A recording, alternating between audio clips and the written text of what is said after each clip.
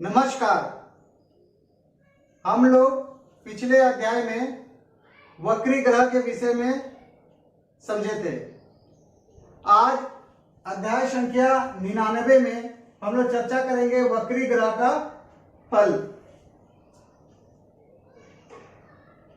हम लोगों ने पिछले अध्याय में वक्री ग्रह को विस्तार पूर्वक समझा था।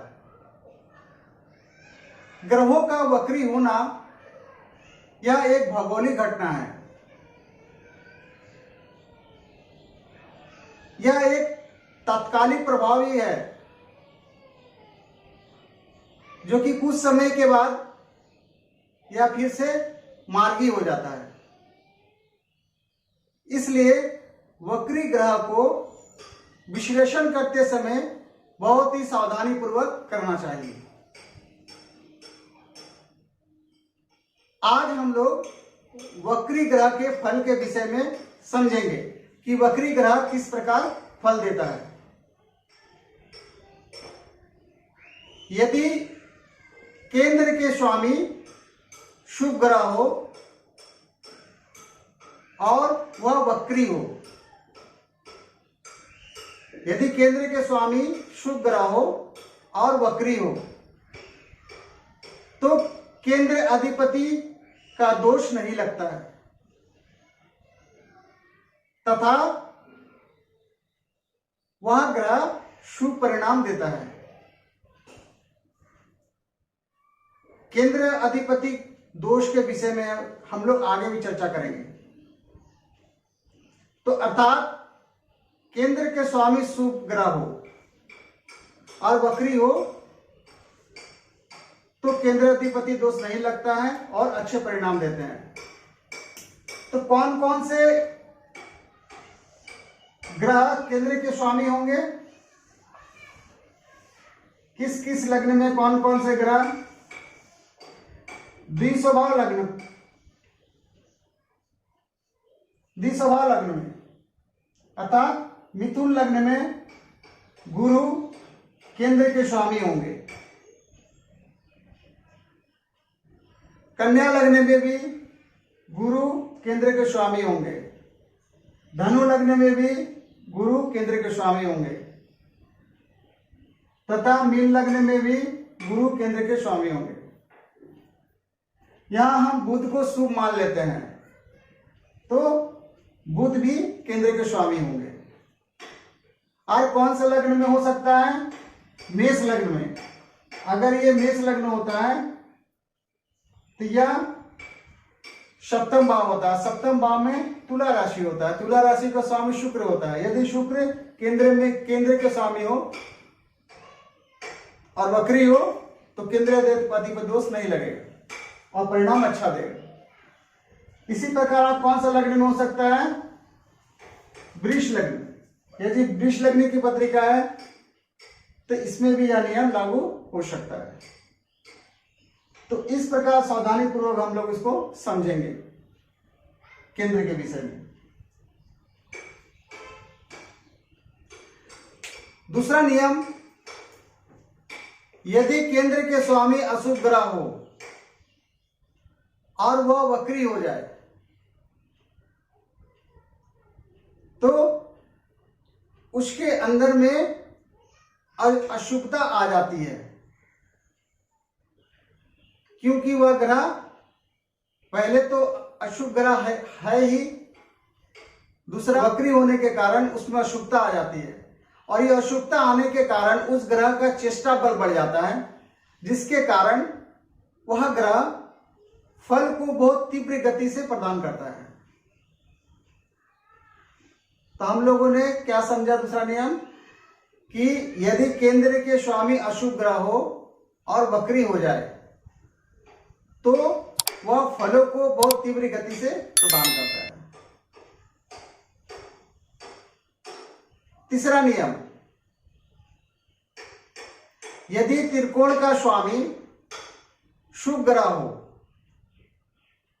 तथा वक्री हो,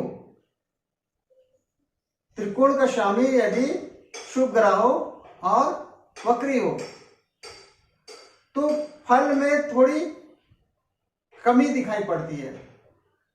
या तो वह फल देने में देर कर सकता है, इस तरह का संभावना हो सकता है यदि त्रिकोण का स्वामी शुभ ग्रह हो और वक्री हो। चौथा, यदि त्रिकोण का स्वामी अशुभ ग्रह हो और वह वक्री हो जाए तो इस अवस्था में वह जो वक्री ग्रह है और जिस भाव का स्वामी है उस भाव के फल को करने के सामर्थ्य में उसमें अधिकता आ जाती है।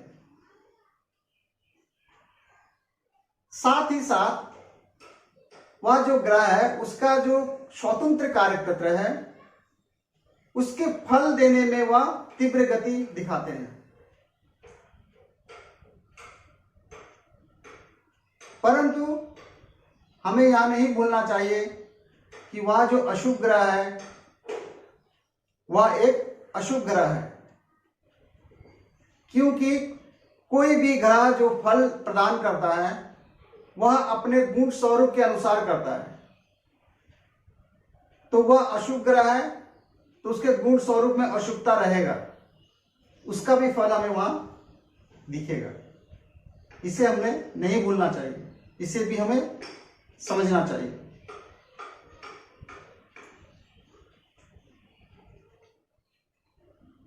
पांचवा नियम,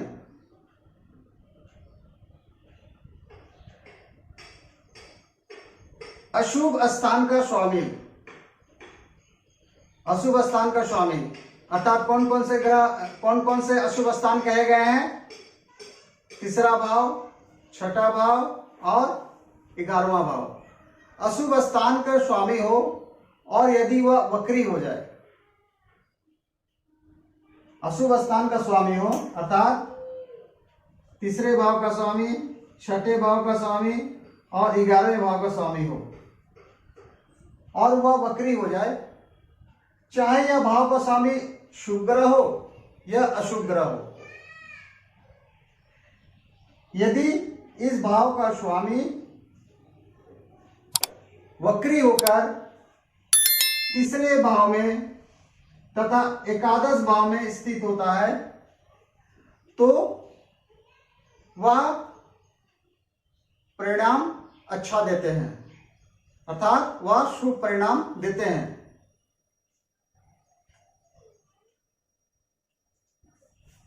परंतु छठे स्थान में होने से उस प्रकार की परिणाम की अपेक्षा हम नहीं कर सकते हैं। क्यों? एक तो छठा स्थान अशुभ स्थान है, ऐसा तो तीसरा भी अशुभ स्थान है, 11वां भी अशुभ स्थान है, छठा भी अशुभ स्थान है। परंतु छठा अशुभ स्थान होने के साथ साथ भी यह दुख स्थान भी है। दुख स्थान कौन कौन से होते थे? छठे, 8वें और 12वें। इसलिए छठे में अगर हो तो उस तरह का परिणाम की अपेक्षा हम नहीं कर सकते।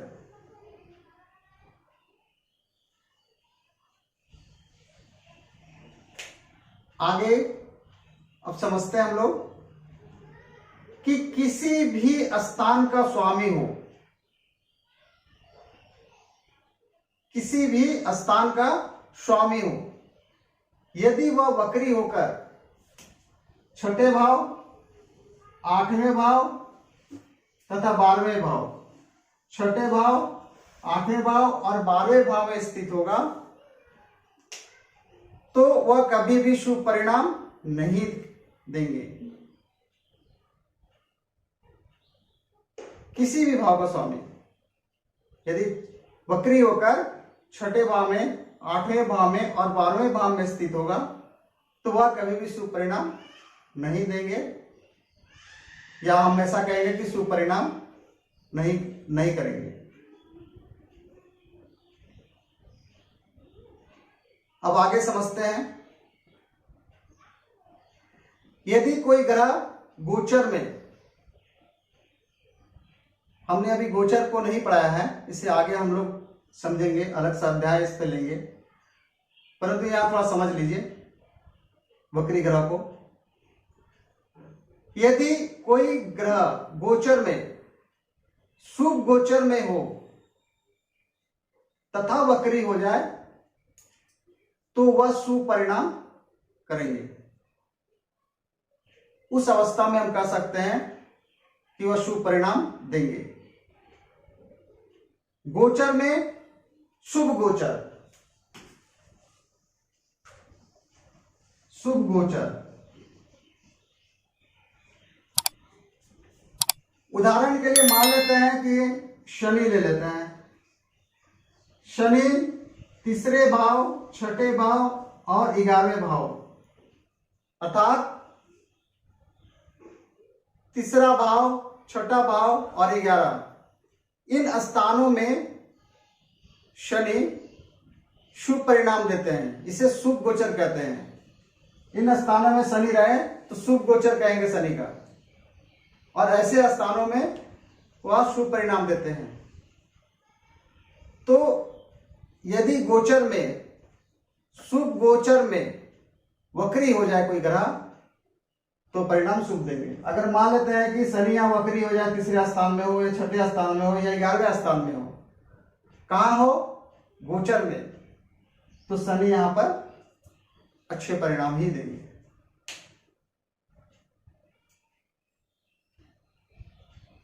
इस प्रकार हम लोग वक्री ग्रह के फल को समझ सकते हैं और समझकर हमें फल कहनी चाहिए। आज बस इतना ही रखते हैं। उम्मीद करता हूं कि यह छोटा सा ज्योतिष का ज्ञान आप लोगों को पसंद आया होगा। यदि पसंद आया हो तो कृपया चैनल को सब्सक्राइब तथा वीडियो को लाइक, शेयर, कमेंट और बेल आइकन को जरूर प्रेस करें। इस वीडियो को अंत तक देखने के लिए आप सभी का बहुत बहुत धन्यवाद। नमस्कार।